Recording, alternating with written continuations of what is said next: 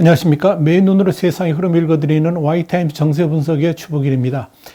그리 안에도 이 중국 공산당 정권의 빅테크 때려잡기, 그리고 이 사교육 시장 해체, 또 연예계를 중심으로 한 사실상의 문화대혁명 2.0 등으로 인해 가지고 중국 사회가 지금 뒤숭숭하죠. 자, 이런 상황에서 베이징의天安门 광장, 그리고 공산당의 본거지인 예난토굴에서 동시 불길한 징조가 나타나서 중국인들이 동요를 하고 있습니다. 물론 이런 현상을 그냥 간단하게 넘길 수도 있는 일입니다만 지금 중국이 처한 어려움, 그리고 중국 사회가 겪고 있는 대변혁과 맞물리면서 이 중국인들의 관심을 집중시키고 있다, 이렇게 보시면 되겠습니다. 첫 번째 불길한 징조는 이 베이징天安门 광장에 나타난 검은 백조입니다. 지난 5일 오전 6시경에 중국의 베이징 한 중심의天安门 광장에 검은 백조 한 마리가 나타나서 주목을 끌었습니다. 중국 베이징의 관영 매체인 베이징 데일리는 이 같은 소식을 전하면서 그것도 국기 기양식을 막 끝난 직후에 어디선가 호련히 검은 백조 한 마리가 날아와서 광장을 배회하기 시작을 했고, 그 검은 백조는 광장에서 깃털을 빗고 날아갈 생각 없이 가끔 마당을 거닐기도 했다, 이렇게 보도를 한 겁니다. 이런 특이한 현상에 놀란 베이징 당국은 즉각 검은 백조를 동영상과 사진으로 찍는 관람객들하고 이렇게 분리를 시켰다고 합니다. 그러면서 8시경에 베이징의 야생동물 보호센터 관계자가 출동해 가지고 백조들을 데려갔다, 이렇게 베이징 데일리는 전하고 있습니다. 이天安門 광장의 검은 백조에 주목하는 이유가 뭐냐면 이 검은 백조가 상징하는 의미 때문에 그렇습니다. 원래 이 검은 백조 블랙스완은 사회학이나 경제학 등에서 발생 확률은 굉장히 낮지만 일단 발생하면 거대한 충격을 끼치는 위기를 일컫는 사건을 가리키는 거죠. 이 월스트리트 금융가에서 이 투자 분석가로 활동했던 나심 니콜라스 탈레브가 2007년에 출간했던 검은 백조, 그러니까 블랙스완이라는 책에서 소개된 개념입니다. 이 대만의 자유시보 등은 6일 이와 관련해 가지고 중국 네티즌들은 천안문의 검은 백조 사진과 영상을 퍼나르면서 좋은 징조인지 나쁜 징조인지 논란을 벌이고 있다, 이렇게 보도를 했습니다. 그런데 중국인들이 이 검은 백조에 대해서 더더욱 깊은 관심을 보이는 이유는 시진핑 주석의 발언 때문입니다. 시진핑 주석은 지난 1월 28일 열린 이 공산당 중앙정치국 집체학습에서 발전과 안전을 강조하면서 이렇게 말을 했습니다. 각종 위험과 도전을 잘 예측해야 되고 각종 블랙스완과 회색 코뿔소 사건에 잘 대비해야 된다, 이렇게 말을 한 겁니다. 여기서 시진핑 주석이 말한 의미가 뭐냐면 발생할 확률은 매우 낮지만 일단 일어나면 큰 충격을 주는 위험인 검은 백조, 그러니까 블랙스완을 경계해야 되고, 더불어서 예상할 수 있지만 간과하기 쉬운 위험인 회색 코뿔소를 조심하라, 이런 뜻이었습니다. 시진핑 주석은 중국이 최악의 경제 성장률을 발표했던 2019년 1월에도 국제 정세가 예측하기 어렵고 주변 환경은 복잡하고 민감하다 그러면서 블랙스완을 고도로 경계하고 회색 코뿔소도 예방해야 된다라고 말한 바 있습니다. 이렇게 시진핑 주석은 중국의 위기를 말할 때마다 이 블랙스완과 회색 코뿔소를 언급했고요. 특히 이 회색 코뿔소나 블랙스완 같은 위험을 막는 일을 전쟁과 비유를 할 정도로 굉장히 강조를 했기 때문에 관심을 끌었던 겁니다.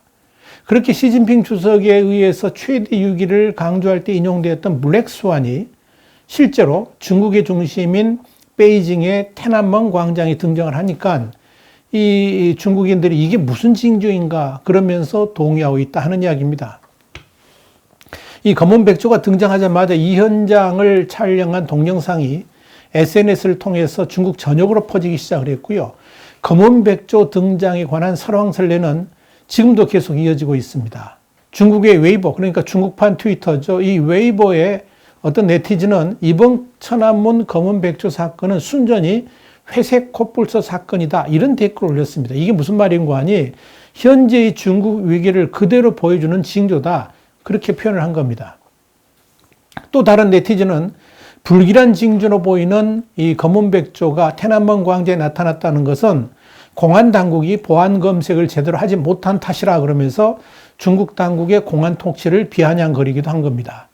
또 다른 네티즌들은 베이징 당국이 곧 검은 백조 금지령을 내릴 것 같다 그러면서 길조인가 흉조인가 이런 의견을 쏟아냈는데, 이 역시 지금 이 중국에서 펼쳐지고 있는 공포 통치의 한 단면을 그대로 보여주는 대목이다, 이렇게 말씀드릴 수 있을 겁니다. 자, 두 번째 불길한 징조가 있는데요. 이 공산당 본거지인 예난 토굴에서 발생한 사건 때문에 그렇습니다. 이天安門 광장에 나타난 블랙스완 등장과 함께 중국의 또 하나의 불길한 징조가 나타났는데, 그게 뭐냐면 중국 공산당의 정신적 본거지인 예난 토굴이 폭우로 붕괴됐다 하는 사실입니다. 중국 공산당 창당 100주년을 맞은 시점에서 예난 토굴이 갖는 정치적 의미는 아주 크다고 말씀드릴 수 있습니다. 1933년 8월에 장제스, 그러니까 장개석의 국민당 군대가 중국 공산당 소탕을 위해서 5차 공격을 개시했을 때 홍군, 그러니까 중국 공산당군의 주력 10만 군대는 장시성의 루이진을 떠나가지고 대장정을 시작합니다. 결국 1935년 10월에 이 산시성의 예난에 도착하게 됩니다. 도착할 당시의 병력은 10만 중에서 불과 8천여 명만 남았습니다. 괴멸 직전이던 중국 공산당은 예난을 최후 보루로 삼아서 국민당의 공세를 막아냈고 항일 전쟁을 치렀습니다.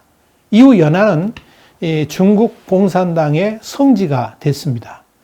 이곳에 37년 1월부터 이듬해 11월까지 2년가량 마오쩌둥이 거주를 했고요. 주더라든지 저우엔라이 그리고 펑도화 등도 이곳에서 한 시절을 보냈습니다. 그뿐 아닙니다. 예난에는 시진핑 주석이 문화대혁명이 한창이던 69년 16세 나이에 하방돼 가지고 실현을 겪었던 그런 유적도 있습니다. 시 주석의 아버지인 시중신도 15살 연상인 펑도화이하고 이 토굴에서 한 이불을 덮고 자기도 해서 의미가 아주 깊다, 이렇게 정리할 수 있습니다. 이렇게 중국 공산당의 상징적 초소인 예난의 야오둥이라고 부르는 토굴이 지난 3일 폭우로 6개 이상이 무너진 겁니다. 특히 이번에 무너진 토굴 중 하나가 이 마오쩌둥이 10년간 숨어 지냈던 곳이라서 더욱 큰 충격을 줍니다. 또 그 상징성 또한 엄청나게 크다, 이렇게 말씀드릴 수 있습니다. 예난의 토굴 붕괴는 이미 조짐을 보여왔던 터라서 일부 시민들이 앞에서 대기하면서 그 순간을 직접 촬영을 했습니다. 구경한 이들 중에서 일부는 환호를 지르기도 했다고 합니다. 이 현장을 직접 촬영한 펑샤오빠옹이 트위터에 이 영상을 하나 올렸는데요. 이 영상에 대해서 한 네티즌은 많은 군중이 붕괴 순간 행복했다든지 이것이 중국의 끝이라는 사실을 보여준다. 또 중국의 본거지가 결국 무너졌다. 중국 공산당은 토굴에서 시작했는데 그 토굴이 무너졌다. 그렇다면 중국 공산당은 언제 무너질 것인가? 이런 댓글을 남기기도 해가지고 주목을 끌었습니다. 여러분, 이 위기에는 반드시 징조가 있죠. 가끔은 그 징조들이 현실로 상징적 현상으로 나타나면서 경고를 주기도 합니다. 그렇다면 이天安門 광장의 블랙스완이라든지 중국 공산당의 본거지였던 예난 토굴의 붕괴는 과연 중국 공산당의 몰락을 보여주는 징조는 아닌가? 요즘 사람들이 그렇게 주목하고 있는 겁니다. 그런데 정말 중요한 것의 하나는 중국 인민들의 반응입니다. 그리 안에도 시진핑 공산당 정권의 불안한 항해에 대해서 가슴 졸이고 있었는데, 이런 징조들이 두 가지가 동시에 겹쳐서 일어나니까 이 중국 공산당 정권의 몰락 징조가 아닌가, 이렇게 받아들이고 있다는 것을 주목해야 됩니다. 아마도 이건 당장 민심의 이반으로 나타날 가능성이 상당히 높다, 이렇게 보여집니다. 특히 이런 징조들이 중국 공산당 창당 100주년 행사를 치른 지 얼마 되지 않아서 일어났고, 그것도 중국 공산당 정치의 중심인 베이징天安門 광장, 그리고 중국 공산당 사상의 중심이자 출발점이기도 한 예난의 토굴에서 동시에 발생했다는 점은 이 중국인들에게 상당한 의미를 던져주지 않겠나, 이렇게 보여집니다. 더더욱 시진핑 주석이 스스로 회색 코뿔소와 블랙스완을 조심하라고 수차례 경고를 한 시점에 나타난 이런 징조는 중국인들을 더욱 불안하게 만들 겁니다.